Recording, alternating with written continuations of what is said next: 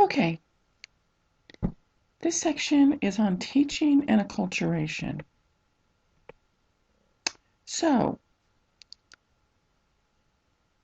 when we have a student of diversity in our class, especially those that we know have a disability of some type, what are some things that we can do? First of all, we need to become culturally sensitive. We need to understand second language acquisition and cultural assimilation.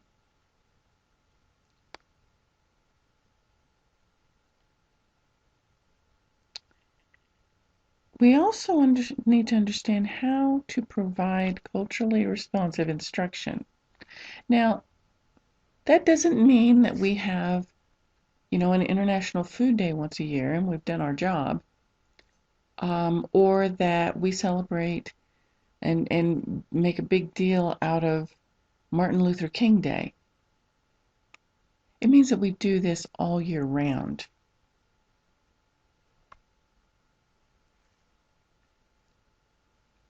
It means that we point out African Americans who have made a difference, not just in January, but all through the year. It means that we find Native Americans and Hispanic Americans that have made differences, who have, talk about Cesar Chavez and the importance that his movement actually brought to this country when he started working with the migrant population, on getting fair wages for the migrants and for all Hispanic Americans. Because 30 or 40 years ago, this was not the case. In many areas of the country, excuse me, migrants, um, if a person was not white, they did not get the same pay as somebody doing the same job that was white. And so it hasn't been that long ago. So, in the 60s, Cesar Chavez started really working towards, he and his rather militant group at the time, um, think about what militancy has done for our country, even though right now we're in a period of anti-militancy. Um, it hasn't always been that way. And so you need to consider in your classrooms what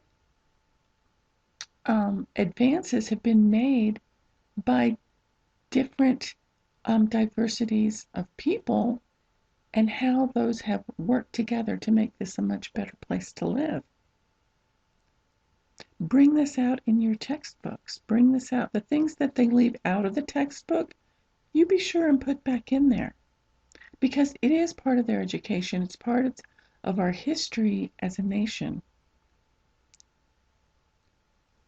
So providing content that is going to reflect all parts of the culture of what you're working on. Now, say you teach math.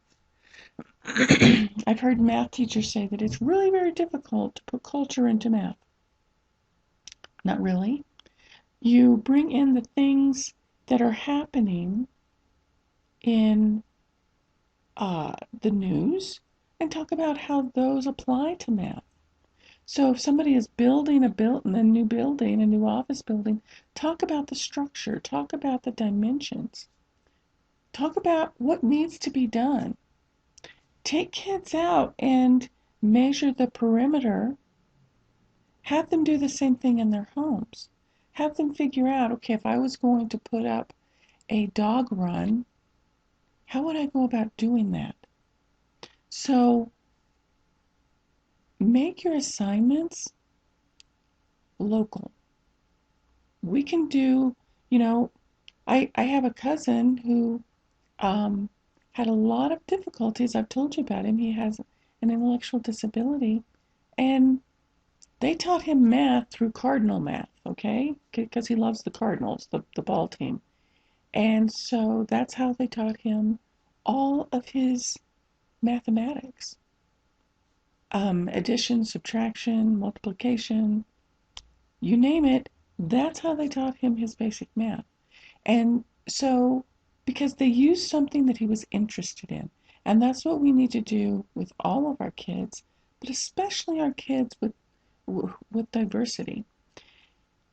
And always use highly motivating instructional materials. So use things that they know, use things that they understand, and you're going to have a much higher level of interest in the things that you're presenting. Okay, so what does it really mean to assimilate? When somebody first moves to the United States, how do they feel? How do you feel when you move to a new place? If you've ever moved someplace new, or think about that, how might you feel? Generally speaking, the first feeling you have is euphoria. Oh my God, I love this place. Um, Look at how large the buildings are, or look at how wide the spaces are. Um, you know, you get to know the people that you're working with. I really love how everybody works together. So there's a lot of excitement over the newness of everything. It's like when you first start dating someone and you're learning about all the wonderful things about this person. Okay? Then you get to culture shock or alienation. So this is what happens when they they start noticing those cultural differences. I do it one way, but everybody else seems to do it another way, and I don't really understand what they're doing. And so they feel this new cultural difference encroaching into their life, and they don't know how to manage it. It's like when you have that new boyfriend or girlfriend and they want you to spend more time with them instead of spending time with your best friends. When you want to go out for a night on the town with your buddies or your girlfriends, your boyfriend or girlfriend's like, but I thought you were going to spend time with me. Okay? So this is kind of what culture shock and alienation, a fairly decent example. Um, and so they tend to view their new world out of resentment all and they feel sorry for themselves and anger because people don't understand them. Now and so then we have some associated feelings, estrangement. They really miss. They feel cut off. They might get angry. They might have some hostility towards the majority culture. They might not be able to make decisions and they might be very frustrated. They tend towards unhappiness or sadness. They get very lonely. They're homesick. And sometimes they may be physically ill. So when you see these behaviors in students, it's not you. It's the entire situation. When you move a child from one place to another, and they didn't ask for that. They didn't ask to miss their grandma. They didn't ask to miss all their cousins. And they have all these people around them that they don't know. And they're trying to make friends, and the kids they're with don't really understand why they do the things they do. They don't understand the foods that they want to eat. They can't, that sometimes you can't find the foods that you want. Um, and this happens whether you are moving to the United States or whether you're moving across the United States. Um, because you miss the things that you are accustomed to. Now, then we have what we call a nominee. NAMI, excuse me. And so this is basically where we start recovering from that and we start being able to see the good things again in the culture that we have moved into. Now, it's not going to be euphoria like at the beginning. This is a little bit more slow. And what happens is they start looking at it and they're going, okay, I understand why people don't really understand what I'm going through. They've got all these other things that they're doing, and they start understanding the differences and the thinking patterns because they're starting to understand those thinking patterns. And so then that anger starts to slowly ebb away. So then you have full assimilation or adaptation. Now, and this is when they're just about recovered from this cultural upheaval that they've gone through, and they're able to accept this new culture, and they've developed some self-confidence into it. And so then you see a student who is much more confident in the things that they do. They're more confident in the ability to converse. It has some things to do with their, if they're learning a new language, but even if you're speaking their native language with them, they're going to be more confident in how they conduct themselves. And so you can see this transference, and this does not happen overnight. It happens over a long period of time, and sometimes some folks never get out of culture shock or alienation.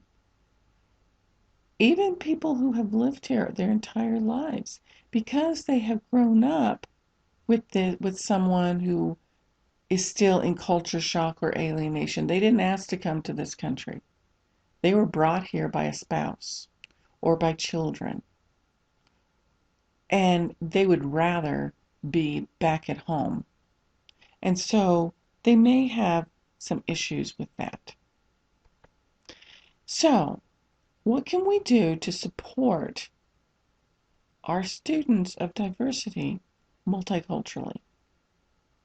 We need to make sure that we have instruction that's connected to their background and their culture. So find out where they came from and learn a little bit about it so that you can bring some of those things into the classroom.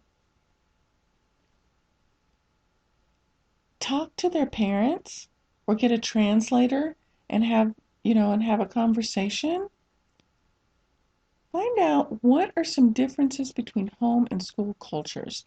Explain to them some of the things that you do at school. How is this different from home? Because we want to understand what the differences are in order to help them get comfortable at school.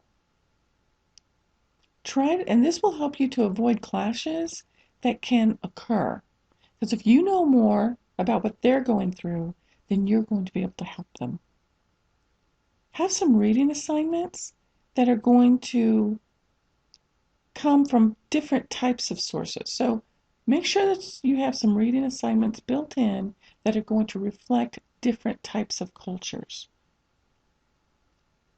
And then make sure that your instruction is linked to in a meaningful way where culture can be linked to instruction, the activities, and other classroom experiences. So allow them to think in their native language, write it out in their native language, and then translate it into English so that, if they are an L 2.5 to 3, okay? Now, if they're an L1 or just barely into an L2 stage of language development in English, then you want to find a way for them to be able to manage that English transition. So, what are some accommodations that we can do? First of all, we have to understand how we develop English. When somebody comes to the United States and English is not their first language, they don't know English when they first come to our school, we have to realize that fluency in basic interpersonal communication skills, or BICS, takes 2 to 3 years. Now, some kids are faster, some kids take a little longer. That's why we say the average is 2 to 3 years. Find things that they're good at. Pair them up with kids in the same activities. So if they're good at chess, find somebody who plays chess. If they're good at soccer, get them on a soccer team. They will learn language, they will learn the English faster if they are communicating and listening to people speak. So, but then we have to think about that cognitive and academic language proficiency. And this is called CALP. And it takes between 5 and 7 years to become fully fluent academically, with being able to understand and work in academic language, technical issues. Because the language is so much more precise. And when we think about BICS, that's spoken. It's a lot easier to understand and learn the spoken language than it is the written language. Unless, of course, you take a foreign language in this country, in which case you learn the CALP before you learn the BICS, which is why none of us ever become fluent in a foreign language if that's the only way that we have of learning that language. We have to be able to hear it regularly in order to learn it. So, when we think about bilingual education, what we want to make sure is that they're mastering their home language and their school language. Because when we take away one language, we're basically taking away their ability to communicate proficiently. So the goal of ESL is rapid mastery of English. So a lot of times we use sheltered English for that. However, we still have to make sure that they're hearing English on a regular basis when they're in school, instead of always hearing their native language. We need to make sure that they have a good base in their new language as well as their old language. So we need to be using both if at all possible. So, what are some things that we can do? We want to use cooperative learning, so use groups. Pair them up with someone. Peer tutoring. And we'll look more at PALS when you take the reading course. If you take it from me, then we'll be looking at what PALS is with reading, because they are peer-assisted learning strategies, but I use them mainly for reading kinds of ideas.